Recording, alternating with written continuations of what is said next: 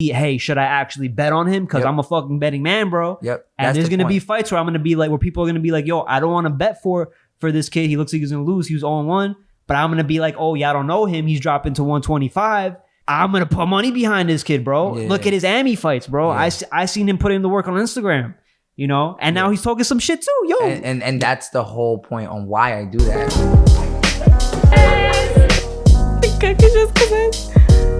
Jesus. All right. 3, 2, 1. And we're live. Thank you, ladies and gentlemen, for joining us on another episode of Geezus, your host, George Mora. And we've got a great guest today coming back, returning guest, the one-shot knockout artist. I am One Shot is back with us today. What's up, bro? Orlando Ortega. Hey, what's up? What's up, bro? You want to say something? Shout out to Fly E-Bike. Sponsoring me for my next fight on May 28th in Iowa at the Wells Fargo Arena. Shout out to you guys, bro. Shout out to Fly E-Bikes. Yo, I've seen your device. I've seen your bicycle. That's my Rolls Royce, bro. That's my Rolls Royce. Yeah, you literally, yo, I saw him walking down the block, and the first thing he said is like, yo, this is my Rolls Royce. I'm coming in my Rolls Royce. That's a fact. That thing gets me around the city. I just went across. I went from Brooklyn to Queens. That was about a 20-minute car ride. Mm-hmm. I did it on a bike in 28 minutes. It's a 20-minute on Google Maps. At 20 minutes on highway. I went through the blocks. I went back blocks, and it took me 28 minutes. Yeah. And I still had like basically full charge on my battery. You get around faster than the car does. Yeah, because you're in the city. I mean, at the end of the day, you got to stop for lights. You got traffic. I can go up a one way. So you got to dump people in the streets, crossing them streets. Yeah. But either way, yo, when you showed up and you were like, yo, it's my Rolls Royce, like a part of me felt like, yo, like low key, like Conor McGregor is like right here with me, like in your essence. You get what I'm saying? Like it's already there. It's already like I'm envisioning when I'm on my bike, when I'm rolling around on my bike, I'm envisioning that I'm riding around in a Rose with the stars in the ceiling and shit. Yeah. You get what I'm saying? So that's why I call it the Rolls Royce. They say if you speak it, you shall receive it. So I'm speaking it. I fuck with that. And yo, if we seem a little off right now, it's probably because we're significantly fucking high. Shit. Super fucking high. Not even sure what I just smoked, but I'm definitely fucking high. Shit. And also, I don't know. I guess we're debating whether we want to bring on weed onto the show and not onto the show. And but I guess we already had the conversation about it. So yeah, I don't know. I think we could introduce it. All right, so I look at it like this. Like, all right, I look at it like this. Like, there's some people out there that they look at weed in different ways than other people do. So some sponsorships might be affected by me smoking weed. But hey, at the end of the day, I smoke weed. I get high. I look at it as recovery. You know what I'm saying? It helps me sleep at night.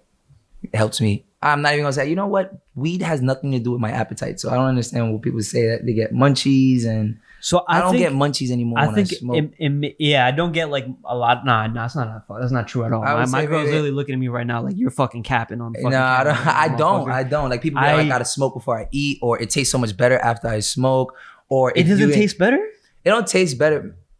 I don't personally. Some people be like, yo, you say that you don't munch, but look at you. So I guess I catch myself munching, but I don't feel as if like, oh, I'm mad hungry, I'm mad high. My guy walked in with a Doritos bag.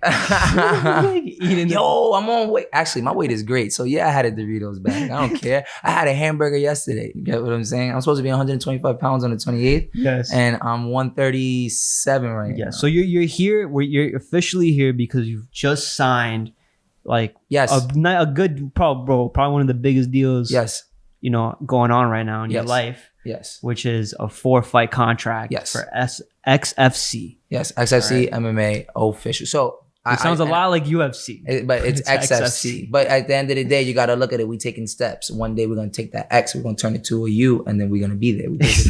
We almost there. Exactly. I mean, no, I like that. I like that, and also it's just like who else is out there taking like these fight contracts, really? Right? Yo, that's another right now. You know, let's touch on that real quick, right? Okay. I want to point out real quick that last time I was on the show, I had said that the next time I come on the show, I'm gonna have a multi-fight contract. I said that. You did say that. And I'm here. We just signed a contract yesterday. He got a multi-deal contract. Yeah, right? you get 4 fights. Spoke it into existence. And That's then it happened. Fucking manifestation. So we every time I come on the show, we talk about that manifestation shit, and it's real. The last time I was on a show, I was fighting for Bellator. Before that, I said that the next time I come on the show, I would have made my pro debut, or something to that extent, or that I would have been fighting for Bellator or something like that. And it happened. So every time I come on the show, when I say something, it's happened. You literally said you wanted to fight for Bellator, and then the next time I came on the show, Bellator, yes. Boom, I had fought on Bellator. Then I said, now it's multi-fight contract next time I come on. Exactly. Multi-fight contract. But you had said something about actually signing these contracts and taking the fights. So I got called last minute on the fight. It's 14-day notice on the fight. So it's a pro fight, but it's finally a fight in my weight class. So I was just excited on it. When are you fighting? I fought May 28th. May 28th. On Fox Sports 2 and Fox Sports Deporte. Fox Sports. That's fucking crazy, yeah, bro. Yeah, that's so crazy. I mean, Fox Sports 2. For anybody, that's been supporting you for mad long, bro. Like, this is like, we want to see you on the TV, bro. We want to see you on the screen. But this is going to be in my weight class. That's what I'm saying. This is finally in my weight class at 125. I debuted on Bellator 2 weight classes up at 145. I weighed in at 143. No, 141.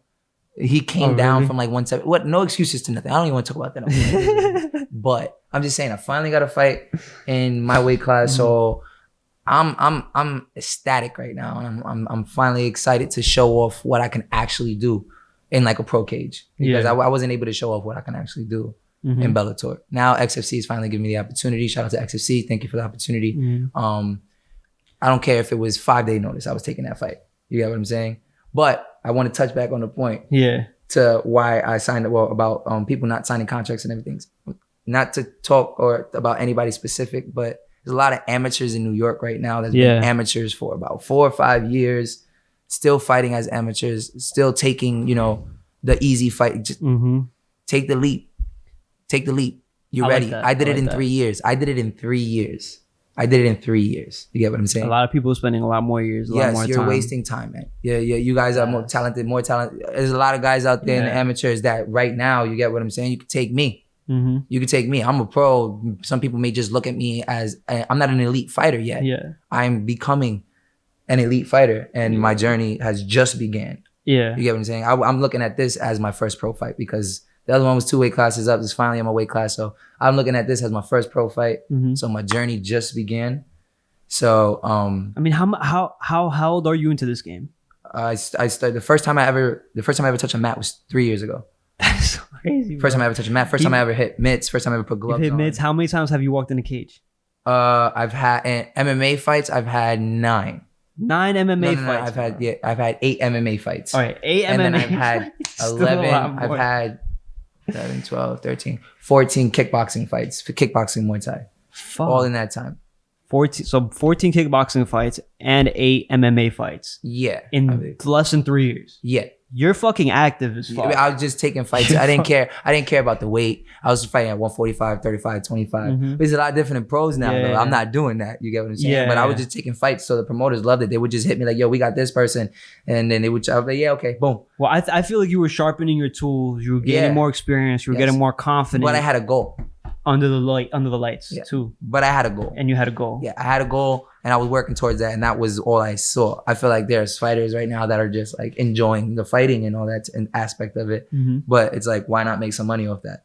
Yeah. Go make a career out of it. You get what I'm saying? Fighters are broke. Yeah, you get what I'm saying? Like, I think right now in the digital age, one of the arguments or like conversations I was having with somebody on Instagram, and actually a fighter, actually one of my friends, bro. It wasn't even an argument. It was honestly like a good conversation. But my whole view on this conversation was pretty much how we have the Logan Paul versus Mayweather fight, right? Oh, yeah. Everybody's looking at this fight right now, right? But that's a great Logan example. Paul has only been fighting for 3 years. Yeah. Jake Paul's been fighting for 3 years. And look what they're getting paid. And look at what they're getting paid. And you fought more times than they have in less than 3 years, right? You know what I'm saying? So, and like my thing is like, why aren't you getting paid that much? You should be getting paid that much if these guys are getting paid that much. But that's what my like you said, they're just that's what my friend my friend who's like a fighter who's more of a purist is like, and I also agree with that. I'm like, yo, I feel like you should get paid more for what you're fighting, right? And especially for the shows that you're putting on. And these guys have essentially like have only been training such a short amount of time. Yeah. And they're getting paid that amount. But they don't. Nobody controls. Do you feel like it's kind of dumb. Yeah, exactly. Do you feel like it's kind of disrespectful to the sport that they get like that big payday ahead of other people who've been training their whole lives? No, because like it's kind of like what I said. Like you've been fighting and training for 6 years, but you haven't taken the leap. You haven't taken the step. These guys took the leap, took the step, and they were smart with it, and they just utilized their name and their platform that they had to make the most money possible. Anybody would do that. Anybody would do that. And how you gonna be mad at the next man's hustle? How you gonna be mad at the next man winning? Everybody should be clapping for these guys. They're not an embarrassment to the sport. They're showing you what you can do. They're showing you what the possibilities are. You can do the same thing. I can do the same thing. I gotta make a name for myself, which is why I've been speaking to people that tell me I'm starting to be more active on social media. I'm starting to think more about what I post on social media. You get what I'm saying? Maybe I'm loosening up a little more, joking a little bit, trying to engage with who's following me a little bit more, so that people can support me more. Because the more support I get, the bigger my brand gets, the bigger my money gets. Can I just say, bro, that is literally like what I've told this guy. I'm just like, yo, like fighters nowadays need to be on the social media. They need to be talking to the camera. They need to be talking to the audience, laughing, joking. Yeah, fighting is you gotta win. You gotta win. You gotta win. You have to win. You gotta put in the work. But part of putting in the work is building a brand for yourself to make the biggest bag possible. Yeah, you want to be everybody wants to be the champion of the world. I want to be the champion of the world too. But honestly speaking, I only want to be the champion of the world to get that champion money. You get what I'm saying? Like, and I hope it's not disrespectful to anybody. Like I don't consider myself like a pure martial artist yet, because like I guess I don't respect every aspect of every martial art that I because you have it all now. Bundled up. Yes, you get what I'm saying. So, but when it comes to marketing yourself, that's just like what. I'm great at that, and I'm going to do that. You get what I'm saying? And I'm going to use what I learned in martial arts as a platform for that. And I don't want it to seem disrespectful to anybody in the martial arts, but that's not the most important thing to me, to be the best martial artist in the world. Okay. I want to make the most money in the world. You know what I'm saying? I'm trying to get as much. I'm trying to provide for my daughter. I'm trying to.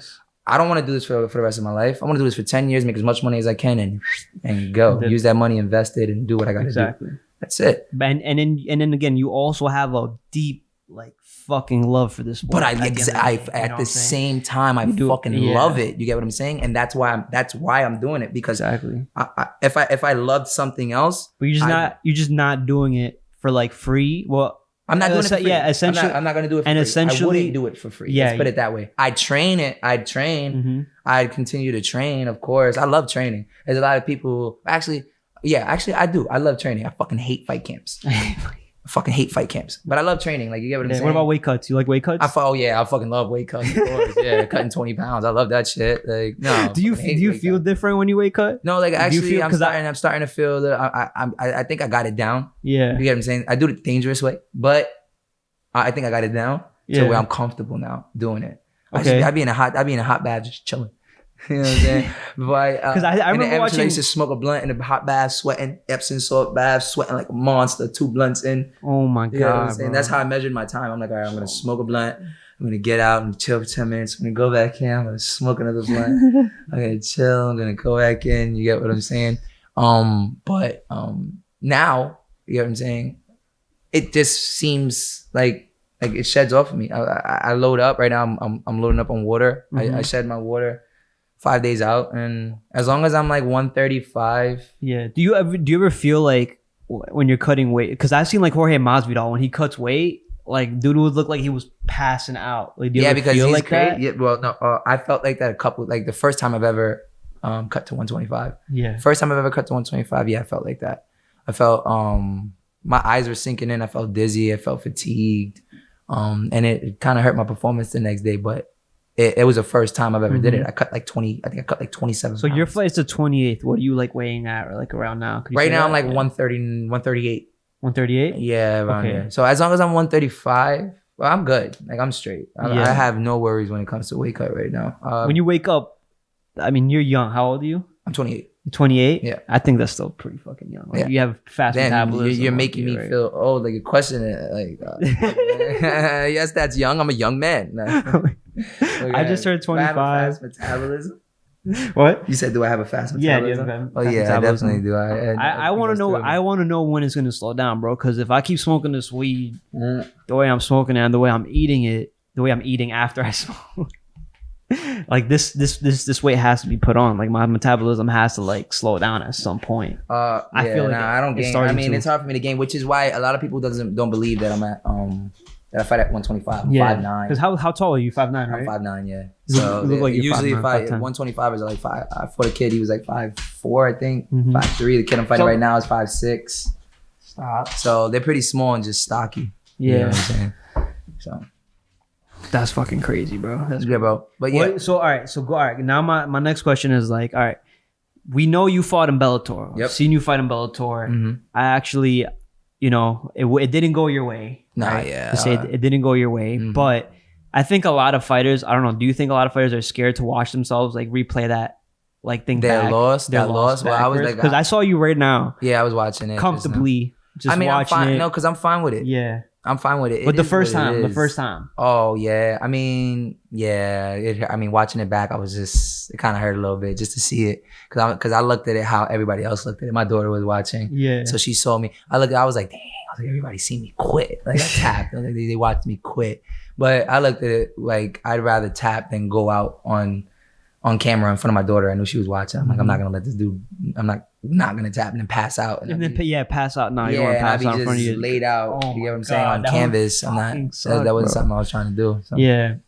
But it was a good experience. Yeah. So, I think because I think all right, we looked at the fight, and honestly, I'm gonna leave the link down below for that fight, so you can go watch that fight. I'll also leave I always do this. I leave all your fight links like down below, so you could actually see, because you know the other fights, you're just knocking people out. This time, my amateur fights are dope. Check them out. Yeah, exactly. And then now this Bellator one was that pro fight. It was that one that you had to jump in, sub in for somebody else, right?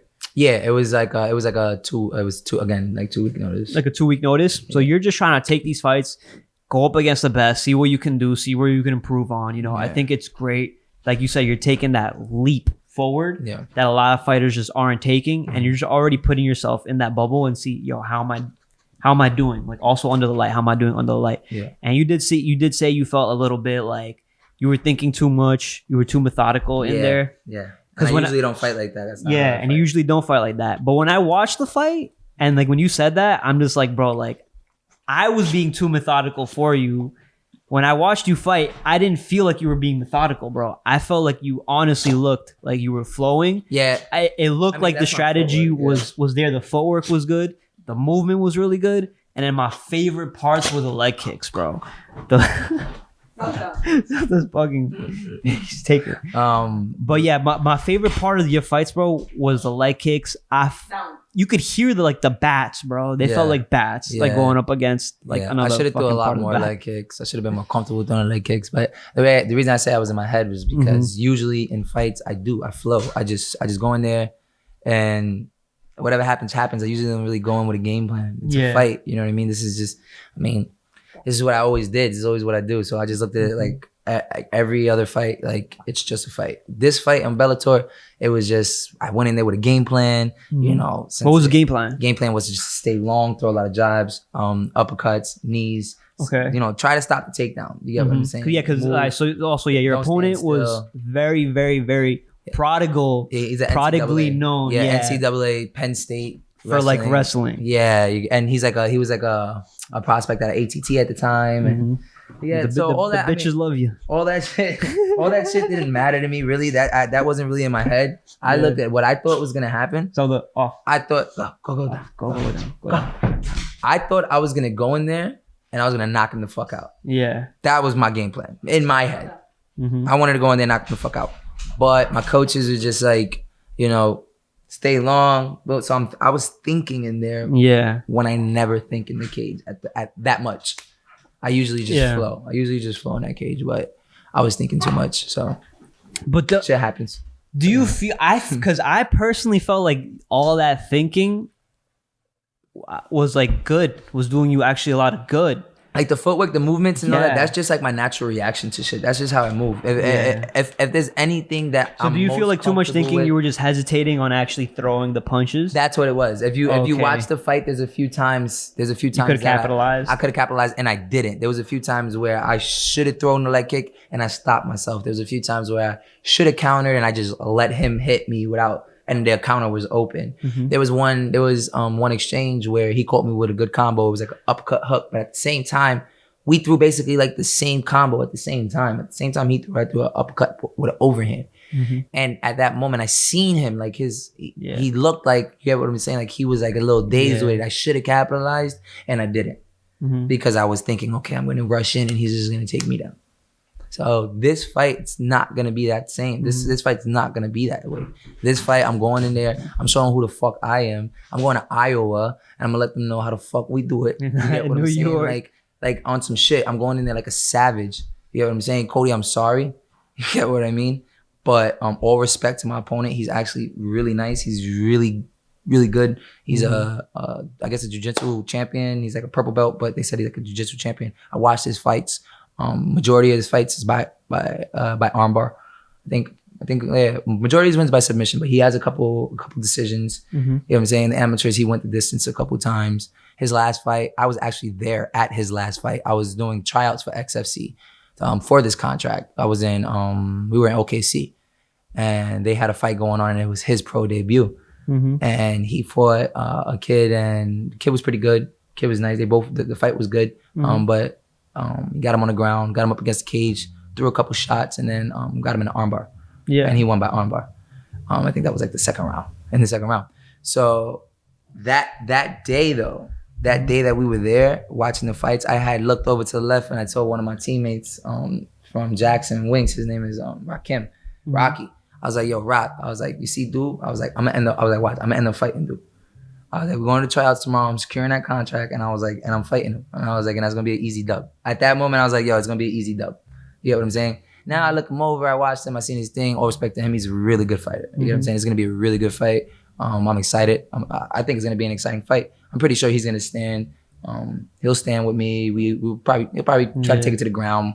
But wherever it ends up, you get what I'm saying? How many rounds is it? It's a 3-round fight, 5 minutes. 3 round, 5 minutes. All right, cool. So 3 5-minute rounds. So it's a good fight. It's gonna be a good fight. It's gonna be exciting. I don't like watching fights that go down to the ground first. Like when hey, but listen, don't front on. I mean, but if it does go down to the ground, it can be exciting as well. You get what I'm saying? Like he could bring it to the ground. Just anything can happen. You can get bloody on the ground as well. Yes. You get what I'm saying? Yes. So that's definitely what I want to see, and especially you've been in Jackson Wink, and we're in Jackson Wink. Yeah. Which is where John Jones's camp is from, right? Yeah. Like literally the best MMA fighter. John Dotson, Holly Holm, Chaos Williams, who's a rising star in the UFC. Holly Holm also crazy. So basically a lot of fucking winners are at Jackson Wink. And you went to Jackson Wink. That's good work there. Yep. And the most important thing that y'all focus on, you told me when we were like kind of in the gym together right now, is you guys focus on creating damage. A lot of damage. Yeah.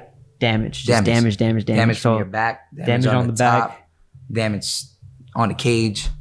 You get what I'm saying? The way that Greg Jackson and Winkle John over there, the way that it's like a science, man. Like they have a science to things. The way you lay things out, so simplified. The specific thing you told me was literally you guys aim for certain parts of like the face, right? Yeah, there's certain positions in the body that are gonna create damage to slow your opponent down. So you just see, I don't always fucking know that. I mean, what? I mean, you get punched in the face all the time. Get punched dead in your chest 5 times. How are you gonna breathe after that? How is it gonna feel breathing after I punch you in your chest or I elbow you right in the middle of your chest 5 times from the top, rather than going for your face? Now you're gonna try to cover one. Now you're gonna try to cover your chest. Now I'll go for your face. I'll throw 1 to your face. I just want 1 to your face. You get what I'm saying? And I cut you the fuck open. But you could throw a jab to somebody's chest. You get what I'm saying? Yeah. Straight to the body. People don't utilize that a lot. Straight to the body. You know what I'm saying? On the ground when you're on your back. Like, beat them up. And I think you also mentioned Jiu-Jitsu is great. Yeah. Jiu-Jitsu is great. It's fun, of course. This is an MMA fight. I love jiu-jitsu. Yes. I just think that some people that focus too much on the fundamentals, kind of like me, or I was a lot more just BBJ, like classic, like with the gi, you know, and like more focusing on like techniques and grips and all that. Like, but MMA, when I see MMA, I'm like, I don't feel like they should really be focusing so much on the fundamentals and focus more on like trying to do damage. Yeah, which is like these elbows. Like you watch Jorge Masvidal on the ground, bro. If you're gonna fight MMA, you gotta train MMA. And I learned that now. You know what I'm saying? Going to Jackson's, it's a total difference. You know what I mean? My training in New York is so focused just on, say, striking, and then this is just BJJ, and then this is just focused. It's focused on one thing. But you go to the right gyms where they specialize in certain things. But it's hard to. But then you got to figure out how to put that together.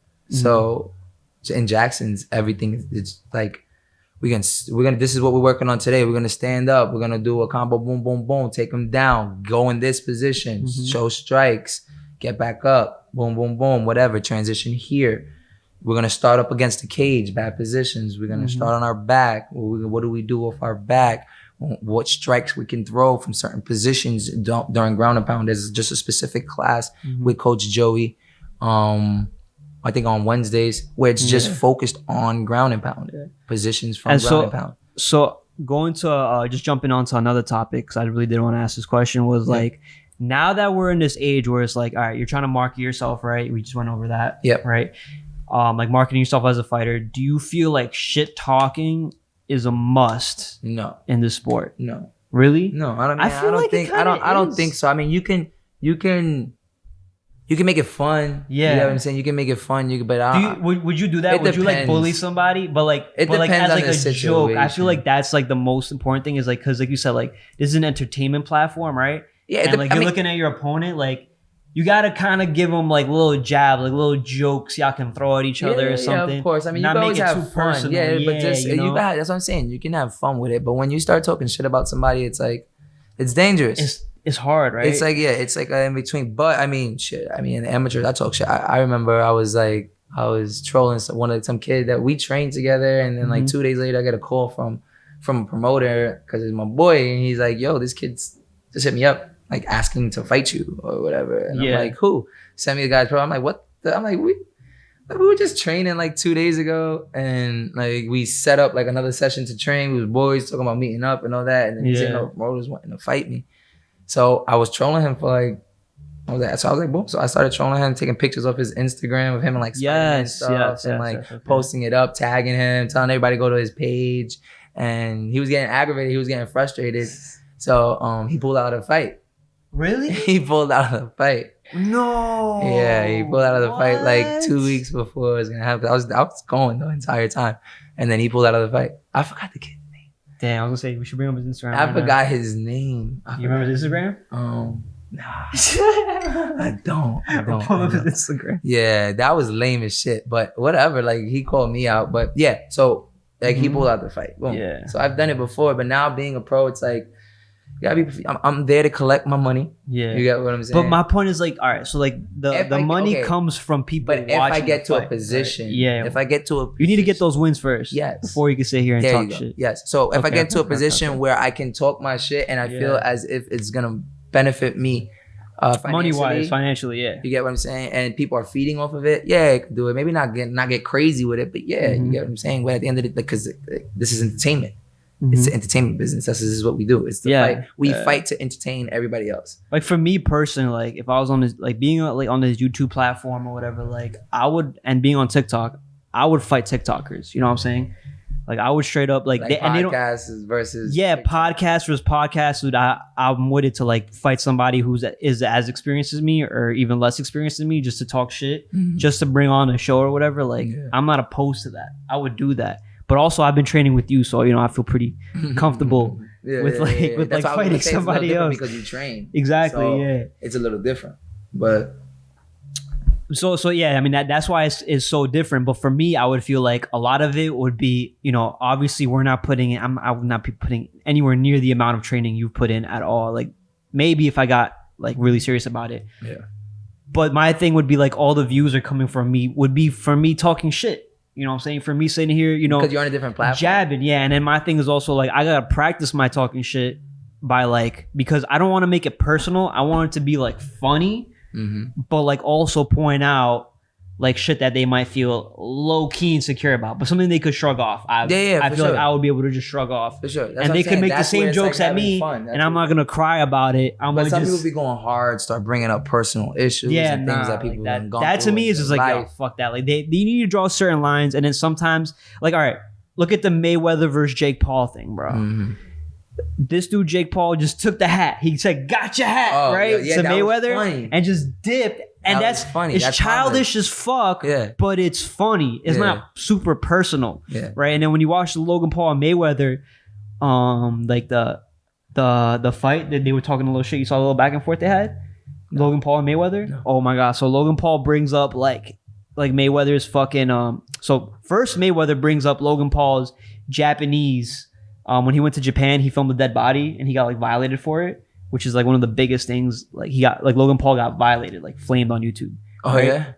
Yeah, for like posting up a dead body in Japan. And Mayweather brought that up. So Logan Paul brought up how he like beat his wife. Oh shit. Like in the press conference, crazy. Bro. And that to me, that's crazy. But that was a little entertaining. But also because I think they know they don't care that much, that they can shrug it off. Like their egos are just like, yeah, like that's what everybody would assume would bother me. But I'm here to talk shit. Yeah. They both went there like armed like to talk personal shit, but it was funny. You know what I'm saying? They weren't really going crazy. Now when Jake Paul took the hat, Mayweather he didn't care about the wife thing, but he cared about his fucking hat, bro. He cared about he ran after him. He's like, I'm gonna kill you, bro. Over a hat, bro. Because did you see his hair? Bro, yes. That's why he did it, bro. Yes, bro. Hair. My man's hair looked crazy. His hair, because he got the transplant and all that shit. But I'm like, bro, like he was going through. I'm like, Mayweather is the king of cool, bro. I fucking love Mayweather. Like, he's always chill, relaxed, bro. McGregor slapped him on the head, bro. Did not react to that. He reacted to somebody taking his hat, bro. He looked like a bitch, bro. I'm sorry. It's the first time Mayweather in years has looked like a bitch, bro. He did not want that hat off his head. And he made it a point before he left his house. He said, this hat's not coming off. I said, it's just staying on. I'm not going to brush my hair. This hat's not coming off. I'm going to be outside. And then the one thing that he didn't want to happen happened. He took his hat. And then not only did it come off, but the motherfucker's brother snatched it and ran away. Yes. Like I'm pretty sure. I'm not 100% sure, but I'm pretty sure that it was a thing before he left the house. This hat's not coming off. Because that motherfucker was pissed. So Jake Paul took that hat, right? He ran away, and then that whole thing happened. That whole thing went viral or whatever, right? And this was just over a fucking hat. Jake Paul immediately went online. Well, he immediately went to a tattoo shop, right? He got Gotcha hat tattooed on him. And then oh my god, not only did he get the Gotcha hat tattooed on him, but he also started selling Gotcha hats on his Instagram. So there you go. Bro. That's what I mean. They're smart. So that's e-commerce. That's marketing. That's business. Everything right there. Made a bag off of viral in like an hour. So like now that you've seen this work, you know what I'm saying? Like, do you think you could make like would you ever even think about it? Because I would be thinking about platform. It like they already had a platform to do that. They got people following them. But at XFC, I'm sure they have cameras, right? Oh, of course. You know I'm sure they got people who want to make viral moments, right? Would you ever pull a Gotcha hat type shit? Yeah. Moment. You know what I was thinking about doing? I was talking to somebody, and you know Spider Cuz? Yeah. Okay. Spider Cuz on Instagram. Yeah. Follow that guy. Hilarious dude. Hilarious. Yo, so I was thinking about getting in a cage and then doing like a shout out to Spider Cuz at the same time, talking just the way New York, like the way he does. You know what I'm saying? So like when they give me the mic, like doing persona. Yeah, so when they give me the mic, they give me the mic or whatever, and then I'll be like, oh, fuck out of here. Is you shitting me? Did you just see what the fuck I just did? Get the fuck out of here. Hey, yo, Batman, suck my dick. Fuck is you talking about? Brooklyn, stand the fuck up. Queens, we out here, baby. Fuck are you talking about? Batman, like I said, suck my dick.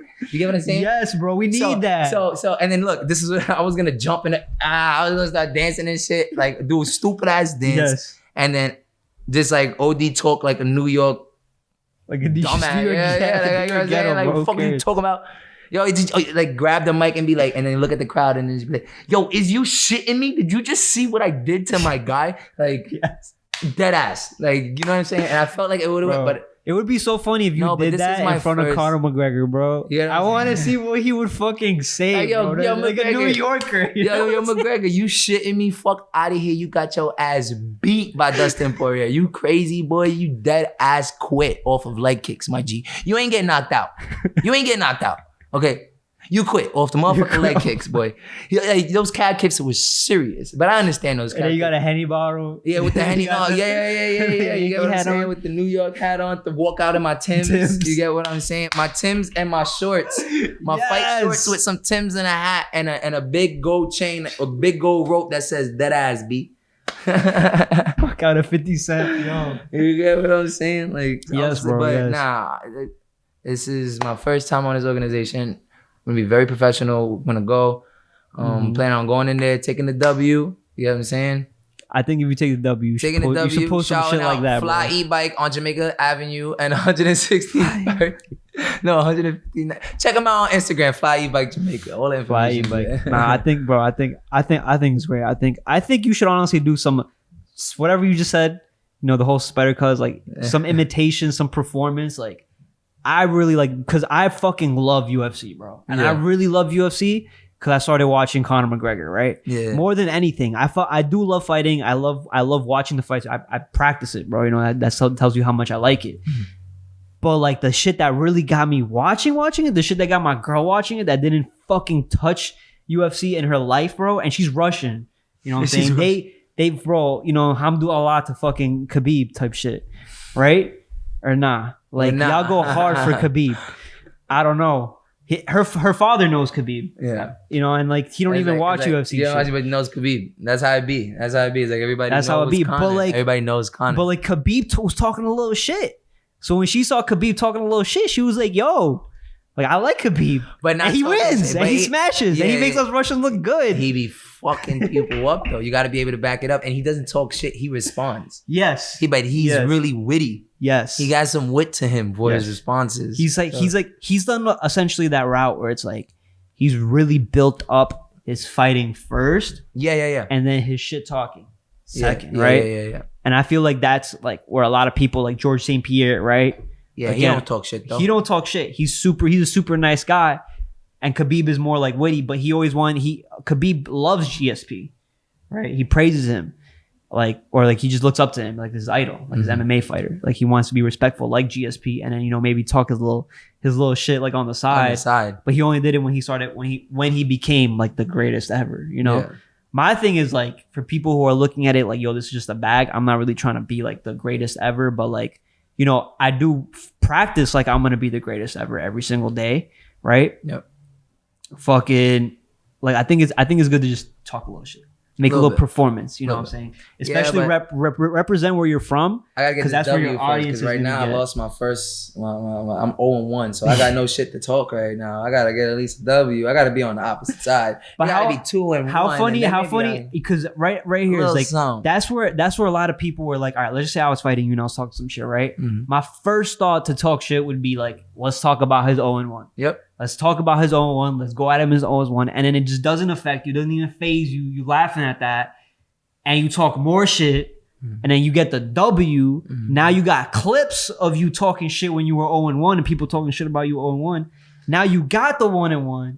Now what do people say? Now you could just use that as a balance of like, yo, now people was talking shit about 1-1, right? That's what Jake Paul did. He was like, yo, like, people was talking shit that I never fought. Now I'm 1-0. Mm-hmm. Now I'm 2-0. Now people were saying, hey, I'm not a fighter. I can't fight for shit. I'm not a real fighter. I'm not a pro fighter. Knocks out Ben Askren, bro.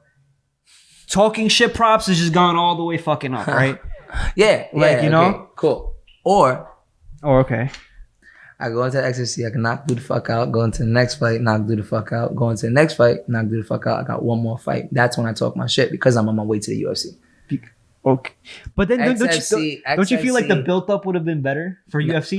They would like all right, if I was the president, if you're fighting, I personally feel like if you're not on a national level, there's no shit to be talked. Nobody knows you. Sit down. You know what I'm saying? When people know you, Nobody's gonna know you as a 1-0 fighter, MMA fighter. Maybe maybe Jake Paul, Logan Paul, because they have a YouTube follower. That's why everybody knows. They don't know him because of boxing. But if you're an MMA fighter, if you're a boxer or whatever, until you get a record and some recognition, your shit, you look stupid totally shit. Because who's listening? Like, who's listening? I think look at Tekashi 6ix9ine record, right? You know, I don't know. This is not like a fighting example. This is just like a marketing, like business example, where it's just like where you're talking about like talking shit. Who's listening? Tekashi 6ix9ine was out here talking wild, crazy shit for years. A lot of people didn't listen, but the shit he said was so wild they made fun of him for it. But when he started building up that clout for all the wild shit he was saying, guess what? Now people are on his side. He found his following. He found people that want to follow him. So when you keep winning those fights, you're going to keep having those people. Oh, this dude looks ignorant. He looks crazy. But I was with him when he was talking shit when he was 0-1. You know what I'm saying? Like, you have that kind of fan base. Yeah. And I think like that's the fan base that like I would want, right? Where it's like, yo, you're watching me at 670 subscribers, whatever, right? But you was watching me from 100 subscribers. Now you know what I'm saying? Now you're like, oh, like, yo, I saw this kid from 100. Now he's at 600. You know, I saw this kid from 600. Now he's at 10,000 subscribers, you know, 10, 20,000. For like, now fucking all of Queens knows him. Yeah. Type that's shit. That's a lot of people, you know, on my saying? Instagram. I got a lot of people who, and that's what I'm saying is like, from the I'm one of those people that I great. watch. I remember you a lot because obviously I know you, but also because I watch you on social media. Yeah. I see the shit you're doing on your stories. I see you training every day. Yeah. So like you're giving me that value where I'm like, all right, let me see if Orlando's actually putting in the work. Yeah. And that's the point. You know what I'm saying? And then let me see, hey, should I actually bet on him? Because I'm a fucking betting man, bro. Yep. And there's gonna be fights where I'm gonna be like, where people are gonna be like, yo, I don't want to bet for this kid. He looks like he's gonna lose. He was 0-1. But I'm gonna be like, oh yeah, I don't know him. He's dropping to 125. He's fighting somebody. He's fighting way more comfortable. Fighting somebody that's not like that big. I'm gonna put money behind this kid, bro. Yeah. Look at his Ami fights, bro. Yeah. I seen him put in the work on Instagram. You know, and now he's talking some shit too, yo. And that's the whole point on why I do that. And why somebody had told me they would just like be more active on social media and more like engage more. 1,000%. So I try to just show like, even when I'm in the city doing my little Uber Eats, you get what I'm saying? I try to just do little clips of me in the city just to keep people updated with my life. That's another more humbling thing where I feel like a lot of people could relate to you, especially even on this podcast. We should definitely bring that up where it's like, you do Uber Eats. You came in here and like you say, your little Rolls Royce, which is like your little fly e-bike, which is the sponsorship. Yeah. Right. This dude being on the fly e-bike, again, he was thinking like business wise, where he's like, yo, I do the sponsorship, you know, I get a discount off this battery bike, right? I take the battery bike, I spend $800 on this battery bike. Now I get to go do my trips in the city where I work for 4 hours, where Uber Eats and DoorDash, these are all like highly sought out after, it's highly paid. Right, at certain times, you do your 4 hours, you make your 200, and now you're left with more time to train. Yep, where that's your investment. Got the whole day. Yep, you got the whole day to train. You got the whole day to work on your nutrition. Yep. You got the whole day to even. And if you have some spare time, you go make another $200, 4 hours, or you do 200. And the reason why I say 200 in 4 hours, that's just you. That's what you can. That's exactly. I mean, I don't know about other people. But like it's an average of when I work Uber Eats in the city, I average from like 30 to 45. I'm gonna say 40. Average $30 to $40 an hour, legit. And the other day I made $47 the hour. I was out there for like 3 hours. I made $47 the hour. I was just like, whatever. I'm gonna go back home. If I do 8 hours of that, you know what I'm saying, which I can get like 6-7 hours on the charge. I could push it. Yeah. But I don't. Yeah. I make my money and then I go do what I have to do. But if I want to train, charge the battery, come here, do a podcast, charge my battery. You're more flexible. You're more flexible. You could do what you want. And save money. I don't have to pay for any type of transportation. Plug it in, charge it. I get places faster than cars. I can get to any point in New York right now on that bike. I can go from Nassau County, the border of Nassau County and Queens, and I'll make it on my bike through Nassau Queens, County, through Brooklyn, through Manhattan, and hit the Bronx. Pretty much all of New York. I will go through all boroughs except for Staten Island. I will go through everything on one charge. That's crazy. It's a great investment. I may make that money back already. Yeah. You know what I'm saying? So everything, I look at everything as straight profit. And everything is just straight profit. It is after, once that's paid off, that's done. It's straight profit. Because I don't spend I don't spend $1 of gas. So it's also that, but you're also out in the sun. You're also sweating. You're also literally, you're pedaling, I'm pretty sure, up hills. You know, you get your little workouts off those things. But but sometimes I do just jump on my bike. I don't know if you see on Instagram. Sometimes like during fight camps, I'll do my Uber Eats on my regular bike and pedal. Just because I'll get in for the day like 18, 19 miles. Exactly. You know what I'm saying? Just doing Uber and Eats you're making your money. Yeah. Which is, you know what I'm saying? Which is I think a lot of things like when I remember when I used to learn about Conor McGregor, I used to see him back then. He pretty much like lived like in his mom's like attic or whatever with his girlfriend, and they were just sitting here like he wasn't really making any money. Like he was probably trying to do some plumbing job or whatever, but he was really just trying to train. So my thing is for like the new fighter today that really is passionate about like fighting and shit. This is like, and you're from New York City, like this is a good hustle, bro. Like definitely, like you're getting your workout in. You know what I'm saying? Like, you know, you're getting money off it. Like it's a good investment to buy one of these Fly e-bikes. Legit. And then do Uber Eats in the city. Legit. You know, look at the timing, gives you flexible hours. You can come on, do podcasts. You can come on, like, you can do that. I feel like we're being really big sponsor on Fly e-bikes. Yeah, I mean, listen, but it's good. But I think it's good. That's that's the whole benefit of getting an electric bike, so that you can do things like that. You make your money back just doing Uber Eats. I mean, they do charge. Like the bike, brand new out the store is probably gonna be about $1,300. You know what I'm saying? But you work 1 week on Uber Eats and you make that money back. Yeah, a week, maybe if you want, maybe it'll take you 2 weeks or whatever. But you're gonna make that money back. You got the money back, so the bike was basically free. And you can do Uber Eats on your spare time if that's not your full-time job. You do an hour, 2 hours, 3 hours. You work your job. You're not tired. You're gonna go home, drink a beer or something. Instead of doing that, do a couple hours on Uber Eats, make an extra $100. Yeah. You do it 1 day a week, extra $100 a week. That's $400 a month. And that's what save that. That's what I'm thinking about doing, like, because I have my car or whatever, and like I'm trying to just like go do like a little bit of Uber Eats or whatever. And then we're gonna get into this other part of the podcast. We're gonna sit here and talk about Dogecoin because that's the fucking biggest shit. Oof. To the fucking moon. I don't care. I still believe. So it's like, yo, so you could get some of that little side hustle and then just throw it into Doge, throw it into another form of your investments, which is like cryptocurrency is the biggest thing right now. Yep. I think investing wise, the stock market has honestly, it's really down. So anybody that wants to jump in, I think it's a decent time to jump into. It might drop down a little further, but it is what it is. I'm still buying the dips when the stock market goes down. By the way, cryptocurrency, back to Doge or whatever. What do you think about Doge? Do you think you just said it's gonna go to the fucking moon, right? Yeah, well, I looked at it like a savings. I'm looking at that as a savings right now. Savings right now? Yeah, okay. I put in $200 when it was at like I think at like 20 cents. 20 cents? Yeah, I think. Okay, shit. So it's high now. Yeah. Have you sold anything? I got like 18 cents, I think. Okay. Something like that. It's really low. I mean, right now it's like at 48. But that was before, like, yeah, right now it's at like 40 or something like that. But it went up to like 79, went up to like 80. So have you sold anything? I didn't sell, no. So what it's barely anything in there right now. It's not worth shit right now. To sell, yeah. Yeah, what I'm saying, to sell. What I'm looking at is just, like I said, I'm looking at a savings account, put in $200, leave it there. If that, I'm willing to lose that money. You get what I'm saying? If it happens. But if what happens to Bit happens to Doge, is like to the fucking moon. That's it. One investment. I'm good. I'm rich. I'll sell, boom, buy out, reinvest, and I'm set. You get what I'm saying? So that's how I'm looking at it. If it hits like Bit went from what, like you said, $1 to $100. Bitcoin, yeah. Bitcoin went from $1 to $100. Not saying that Doge is gonna be like Bit, but what if? What if? Okay. What if? You get what I'm saying? Yeah. Like, what if? That would be crazy. People gonna ask my daughter, how your family got so much money, or like what do your family do? So my dad bought a coin. You know what I'm saying? But he bought a coin. Doge is kind of like that. Well, I think so. Elon Musk went on and he said Doge is like a hustle, right? He said it's like a side hustle, which I think it is. But I think the most important thing about Doge right now is that it's giving people that hope where it's like, yo, like I can kind of be rich or whatever. I can possibly be rich if it hits $10 if I just hold it.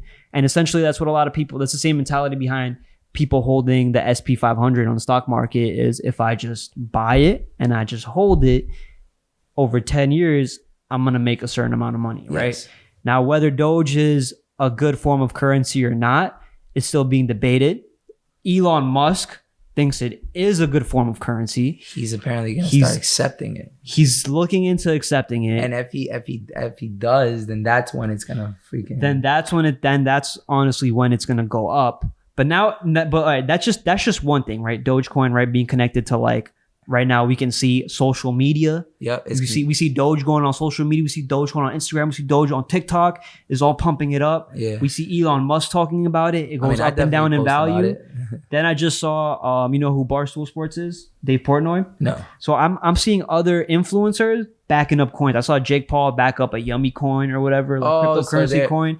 So now that's another bag that people are doing. So my question to you is like, would you think about maybe sponsoring a crypto behind your name? Like, yo, I'm backing Doge, or I'm backing SafeMoon, or I'm backing Ethereum, or I'm backing Bitcoin. You know, that's because I believe in this thing. currency. That's you know what I'm saying? Thing. So it's like you essentially do get richer off all your audience that follows you, that respects like your opinion, and it's like, yo, like, you know, if he believes in Doge, then I'm gonna believe in Doge too, right? That's what everybody's doing with Elon Musk. Like, there's no difference behind that. He believes in Bitcoin. I believe in Bitcoin too. Yeah, that's a fact. That's really where the investing mentality is right now. And like, whether that's good or bad, should you know more about it, you should know more about it. But either way, for sure I would do that. Doge is being looked at as a serious thing. So like, would you put your name behind like a coin or a token? Yeah, like I would trade, like, even it wouldn't even it can be in that currency. You know what I'm saying? Like, if I believe in a currency,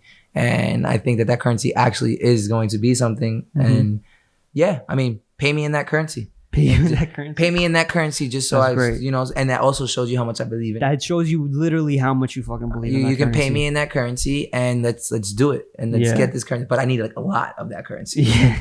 I need like a lot. Like, you get what I'm saying? Like, yeah. Just in case. You know what Bag up that currency. Just in case. Imagine I get like 5,000 whatever coins, 7,000 whatever coins, and then it freaking hits, you know, like a bit. Yeah. Or like 54,000. Well, it's like, yeah, coins, like, yeah, honestly, like right now it's like 38. You can get like 500,000. No, yeah, but I'm just saying. Yeah, you get a lot of coins. That's why I try to fix it a little bit. Yeah. I'm tired what I meant. Like, you give me whatever 100,000 of your currency. Yeah. Crazy amount of that currency so that I would be able to eventually make some type of big profit off of it. Yeah. You know what I'm saying? Yeah. So how, I guess, like, if you were to get paid in something like Doge, how long would you hold it for before you took some profits? Depends on how much I have. I guess it depends on the profit that. Like so equating to USD. No, but I'm saying like how many. So they're Dogecoins, right? So, how many coins do I have at the moment in order to sell? Okay. So because how I look at it is like if the currency is doing great, but I want profit off of it at the moment, maybe I won't sell. Do you ever see yourself maybe not? And this is another thing with the Doge community where it's like, let me not sell my Dogecoin, even if it hits $1 million. I'm going to wait till people start accepting Dogecoin as a currency where I can buy like a Tesla, I can buy groceries, I can buy all this shit with it. I'm not looking at it like that. You're not looking at it like that? No. Okay, so you're just looking at it like a time and investment. Make some money, take it out, but not like it's going to replace like a currency. No. Okay. I mean, but that's but soon as going to get that's what Elon Musk is essentially trying to do, right? Because he's taking his money in Doge, in crypto, right? So like maybe one day other people will be more accepting Doge or Bitcoin or Ethereum or Cardano or whatever. That's where this whole crypto revolution is right now, where it's like, yo, when can we as people actually start buying these glasses these cameras or whatever with the crypto? You know, because I mean, but you can. What? You can. There's a certain I don't know which ones, but there's certain sites that take shit, though. You can buy gift cards with like Bitcoin. There's a Bitcoin literally ATM right up the block. Yeah. You know what I'm saying? Where you can withdraw. But like, can you sit here and buy like a bacon, egg, and cheese with your crypto? Like, no, not yet. Kind of, yes, you can. They have cards. They have debit cards linked they have cards. Your accounts. But do they have but all right, now are any halal cards or any like cards like accepting the cards though, the Bitcoin cards? It's like a Visa, it's a debit card. It's like a debit card. I don't know if it's straight off Bit. Yeah. But I know like I know that off of investments, like from your stocks, the money that you have in the stocks, what's his name? Who told me it? Ernie told me. Ernie, okay. Yeah, so Ernie told me he has like a card that's linked to the account that he would be able to use at any moment if he wants to. You know what I'm saying? The money that's in his account. But for stocks? No. For you crypto? can go and swipe. For crypto? I think it's stocks only. That's what I'm saying. Yeah, that's what I'm saying, for stocks. Right. So, but I would imagine that if it's like that with the stocks. That's weird. I've never heard that. But that's crazy. The exact same thing for crypto. If it's It's an account, right? So a card would be linked to that account. I don't know the answer to that. That's actually a great question that that's I'd actually have to figure that out. Yeah. That's because, I mean, at the end of the day, everything is accepting cards at the moment. You can go to a train and just... Yeah, that's what Coinbase was trying to do. They were trying to get like their own debit and credit card. But my thing is like, can you actually buy like a piece of bread with it? Like that's my real thing. Because like right now it's like you can trade it. You know, like maybe you can obviously take it out to ATM. Like what places are really accepting this kind of currency? You can buy it with US dollars though, right? Also, one last thing I do want to ask you about. This is something that's probably pretty unpopular. Probably don't talk about it, but a lot of the internet is talking about it. Is NFTs, non-fungible tokens. Now I know you may. I get super confused talking about it. My girl gets super confused talking about it. She's like, "What the fuck? You're gonna talk about this right now?" You probably do you know anything about NFTs, non-fungible tokens? So you ever play Fortnite? Yeah. The way Gary Vee explains it is like, you know how you can buy skins in Fortnite, right? You know how you purchase that USD? That's an NFT. It's like buying a skin. It's like what's the reasons you buy the Fortnite skin? Because, you know, like there's only a limited, there's so many different skins you can get. You kind of use it as like a thing to like show it off to your friends. Because it doesn't help you in the game or whatever, but it's kind of like a social like thing, right? For like buying clothes. Yeah, exactly. So like they're doing NFTs with like throwback, like they'll connect the brand to it, and then they'll make it like a digital art piece, right? And like so, there's one called Top Shots that are doing that. They're like taking like highlights of like big basketball players, and then like just making this little NFT. So like essentially for UFC, it would be like you knock somebody out. Somebody makes an NFT. Would you try to be like the first MMA fighter to make like a brand, like right, like one shot. Your brand is one shot, right? And every knockout you get, you make it, and you make your own NFT, you make your own digital art out of it, and then you start selling it to the community, and then people are buying because it's basically like, you know how Muhammad Ali knocks people out, Mike Tyson knocks people out. You know how we remember that in our brains where we're like, yo, like what the fuck? Like, what if I could buy that knockout? Oh, like a token. Yeah, like a token, but from Mike Tyson himself, from his brand. And then as it ages, as you get more knockouts, it gets more and more valuable. Right? So would you...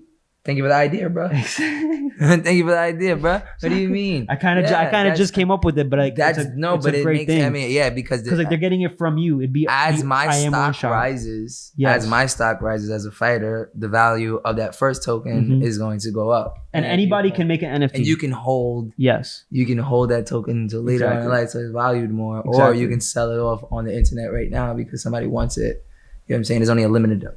So right now, that makes sense. Right now, you can do that. You can make your own coin for free, right? If you really wanted to back your own coin, you can make your own coin for free.